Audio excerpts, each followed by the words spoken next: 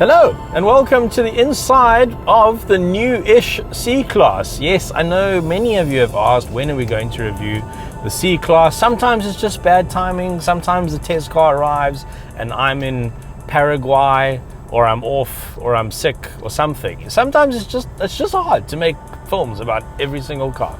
Anyway, they sent us another one. We had the diesel first, now we've got the petrol, and I'm excited to tell you all about it. But just before I do, remember the Cars.co.za now offers a very easy to use sell car experience, or not an experience, more like a tool. It's more like a service. There we go. It's a service. Just head over to Cars.co.za, click sell car and get on with it. Get rid of your car. Buy another one. Alrighty, here we go. The brand new-ish C-Class. Dream, search, drive. Cars.co.za. You can't claim that budget doesn't have your back. Sure, but you can claim via WhatsApp. Budget, the official insurer of good South Africans.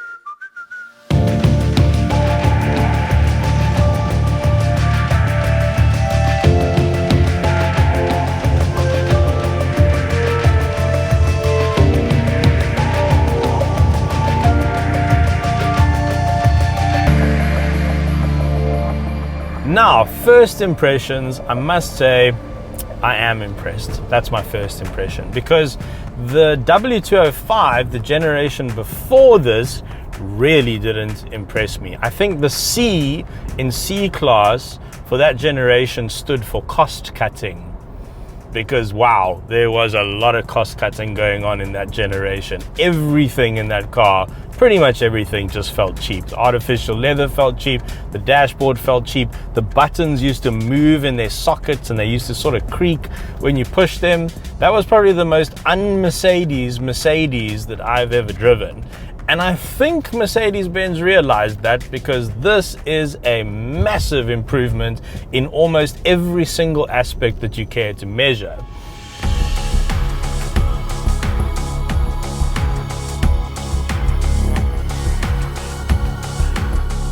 Let's start with the basics and all the oily bits. So underneath the bonnet of this particular car is a 1.5 litre 4-cylinder turbo petrol, but it is a mild hybrid. It has a 48 volt system, and between the engine and the transmission there is a little electric motor that provides an extra 15 kilowatts, and it's used to fill in the gap sort of between the turbo lag, so it reduces turbo lag. And it's also very, very good with coasting. So sometimes when you're coasting, the engine will actually switch off and you just sort of cruise along on this whisper of electric power, which is quite nice. Now, with 147 kilowatts, 440 Newton meters, that's actually quite a powerful engine. That's almost 100 kilowatts per liter, which if this was a sports car would be pretty impressive. So for me, there's no lack of power here. It's not a very interesting engine. There's no real fizz. It's just sort of doing a job. It's out front there. It's making you go forwards and backwards. Enough power to get ahead of traffic and to overtake. So no complaints there from me, really. I haven't driven the diesel, but apparently that's the one to have, because it's super smooth, it's super economical, and it's more powerful than this. So, well, more torque at least. So apparently that's the way to go. My colleagues reckon the diesel's one to have, but unfortunately, like I say, I can't compare them myself.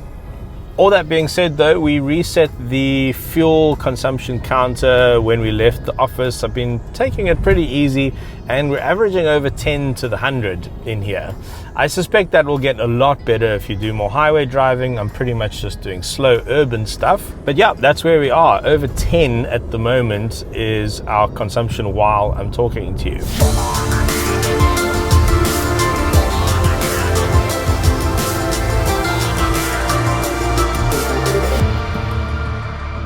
Now, I saw something on TikTok the other day, you know, that repository of wisdom and cooking recipes, that said that Mercedes is a luxury car trying to be a sports car, and BMW is a sports car trying to be a luxury car. And that's actually quite a decent way of summing up those two brands and these key rivals. And I think that when a car has a 3-pointed star on the nose, people are expecting a refined experience. And again, that really wasn't the case for the generation before this. However, now I can confidently say that this is a very refined experience. The suspension has been really well tuned. It's very comfortable without being wallowy. In fact, if you throw it into a corner, it's actually quite tidy. If you're in a bit of a hurry, it doesn't sort of, flop around on the road. But at the same time, you get this lovely, comfortable ride quality. The noise, vibration, harshness, everything I think has been dealt with really well. Feels like a really, really well insulated cabin. Here's a bump, you see? Just nice and gentle over that road imperfection. Two more things on the dynamics of the car, one good and one bad. The 9-speed box is just about perfect. You never really know what it's doing. I mean, you can control it with the flappy paddles.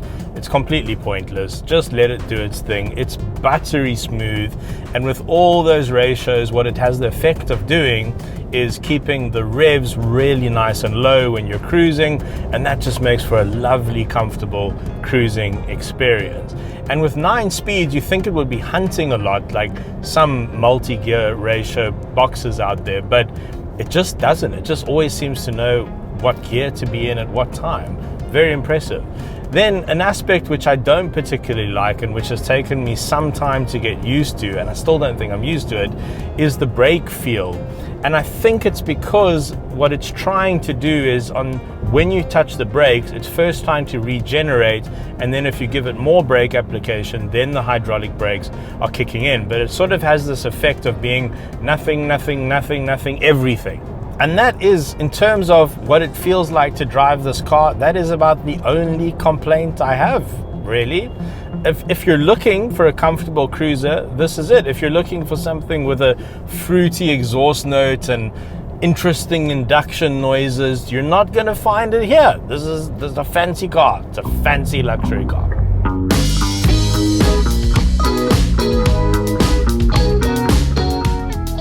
But in summary, I think we have a C-Class now, which is worthy of the 3-pointed badge on the nose. It does what you would expect a expensive Mercedes-Benz to do.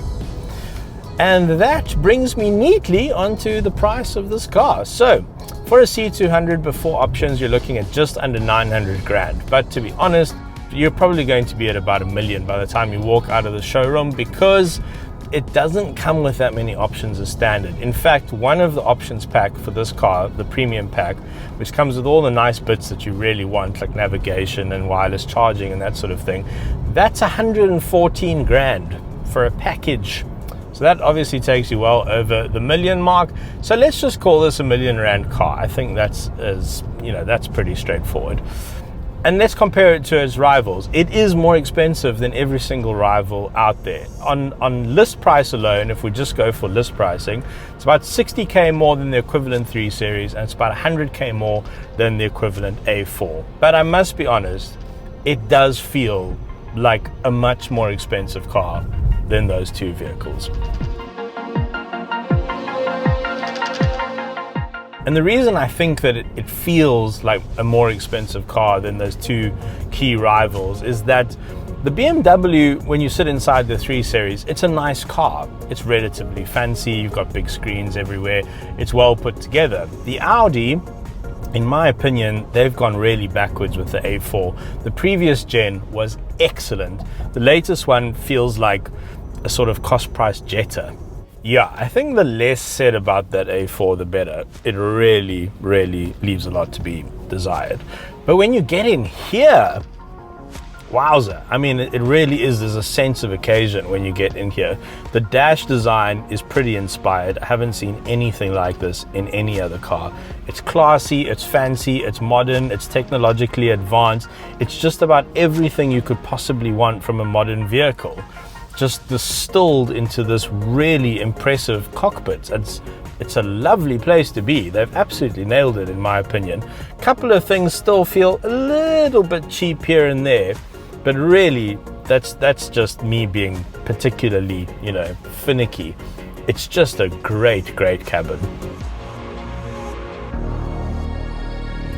And because I drive I don't know, 100 cars a year, it's sometimes difficult to find the little nitty-gritty things in the infotainment system, but it's becoming easier to talk to cars. So you can just go, hey Mercedes.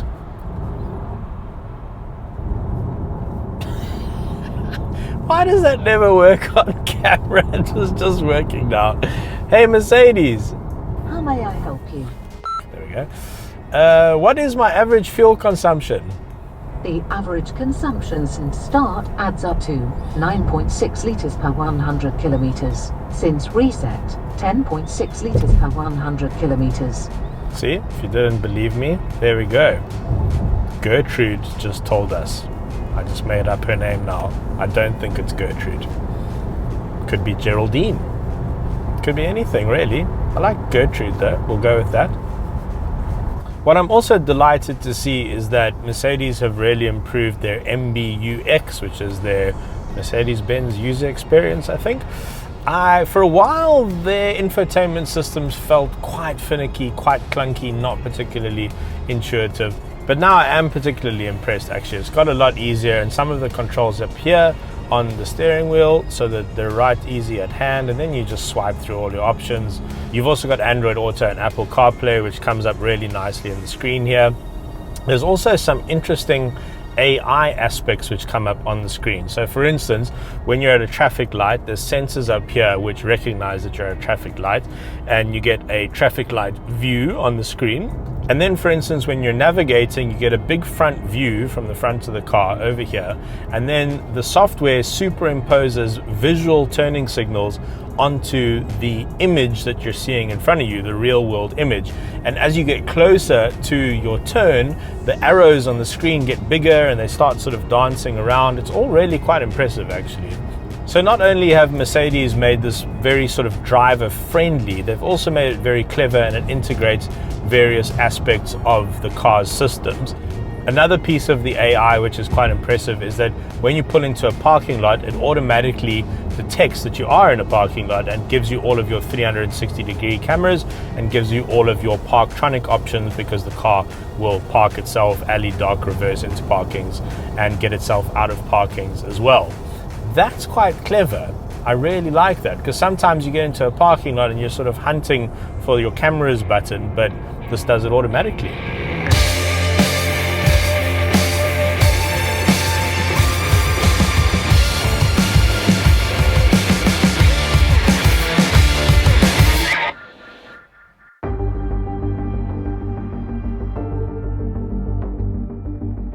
Now, it's been a while since I've reviewed a sedan. I actually own some sedans. I quite like sedans, and it's just like, where are they? What happened to sedans? Well, I know what happened. People stopped buying them because they buy SUVs now. But I mean, remember the days when a new C-Class or a new 3 Series or something like that was like huge news. It was like a big deal, you know. And now, judging by what people care about, by the views we get on our channel, everyone just wants to know more about Chinese SUVs. But Mercedes thinks that there's still a market out there for sedans, there's still a customer out there for sedans, and I am quite glad that they're still making sedans. I must be honest. I think sedans are cool. I think they're very practical. They tend to have very nice large boots as well, tend to be very comfortable for rear passengers. They've got much better driving dynamics than SUVs. So yes, the C-Class is not going to sell in numbers like it used to 10 or 15 years ago. But I am still pretty glad that they're making it. And this is a proudly South African car. We make these for the world. In fact, we're the only place where they're going to be making the C63 for the world, which is really, really exciting. So when you buy a C-Class, you are buying proudly South African, which is nice. That's a nice thing. I like that. I can't tell you how nice it is to get into the C-Class and just feel like Mercedes has got their groove back. This is just a really wonderful car. For me, yes, it's more expensive than every other rival out there. And yes, you'd probably be just as happy in something like a Lexus or a 3 Series. But there is something a bit special about this. I think Mercedes have have instilled some of that super fancy status and tech that you get in cars like the S-Class, and they've really kind of shrunk it down into the C-Class, and you can feel it and you can see it and you can sense it. And it means that when you're in here, everything else just feels a little bit less inspired. And I think that's what some people are after when they spend their hard-earned money on a car. It's a little bit more than a form of transport. It's just a bit more interesting than that. So yeah, well done, Mercedes. Got it. You got it. You guys nailed it. Knocked it out the park. Hole in one. Swing for the fences. Blue sky thinking. All of that sort of corporate jargon. Thanks very much for watching. Now, if you're new to the Cars.co.za channel, we have over 660 videos on the channel right now. So go and check out our back catalog. If you're looking for a car review, you'll probably find it there. And thanks very much for supporting our channel. We are the largest motoring channel in South Africa, and the aim is to just keep working hard and bringing you the latest in car reviews and drag races, classic cars. We try and cover everything. Faf de Klerk knows that no matter what you've done for your country, and the ladies, you can still get caught with your pants down. Don't faff around, just claim via WhatsApp and get paid out quick fast. Budget, the official insurer of good South Africans. Cars.co.za.